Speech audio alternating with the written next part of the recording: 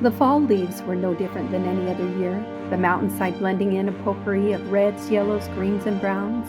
The air was filled with the same rich autumn scent of hickory wood from fireplaces, and the sky dimming to spectacular coral sunsets earlier than in summer evenings.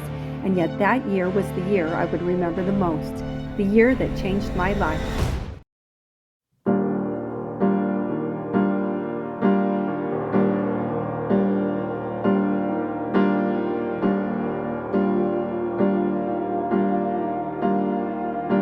I never intended to be a loner, but I was one.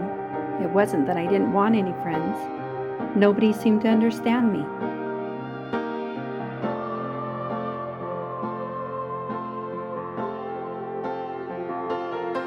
So I spent most of my time after school walking to faraway lands through the Fernwood Trail.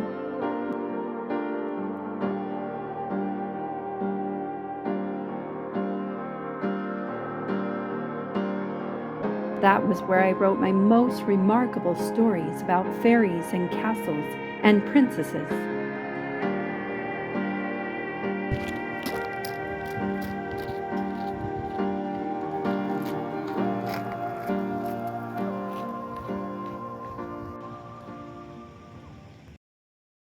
Then one day I found a locket.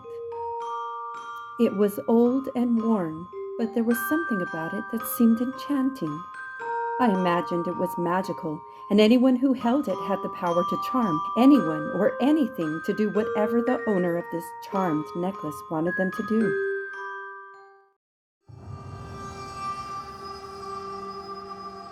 One afternoon, I decided to walk a different path through the Fernwood forest.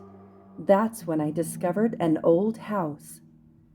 It looked abandoned. I thought of how exciting it would be to have a secret hideout.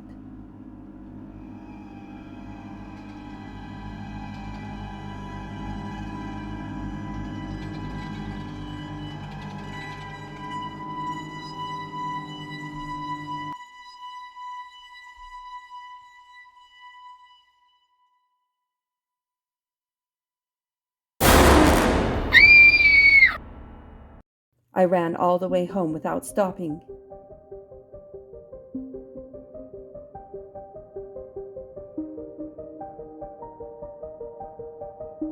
At dinner, I decided to ask my parents if they knew of an old woman who lived in Fernwood Forest.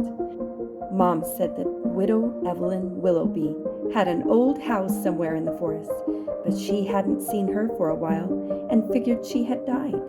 I didn't tell her I'd seen her that afternoon, and she didn't look dead to me, unless she was a ghost. The next day after school, I decided to find out if Widow Willoughby was a ghost. I wasn't scared. I had the magical charm necklace.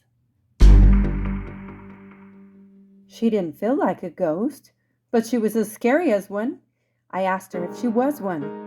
She gave me a funny look. She asked where I got the necklace. I explained that I found it not far from there, on the other side of the forest. I asked if the necklace belonged to her. She said it did. I gave it to her. Her expression changed and she thanked me. She told me she had lost the necklace. It was a locket and it had a picture of her husband in it. She was very sad to have lost it because it reminded her of her husband, and he had died 10 years earlier. It was then that I realized the magic of finding that locket.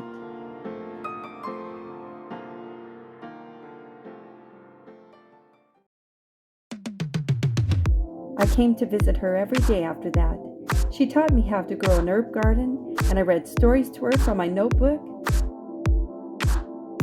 Often we'd go to town to grab some lunch together and say hello to all our new friends. It was all because of that charming necklace that I found that day, that had power to remember a forgotten old widow and mend a lonely girl's heart.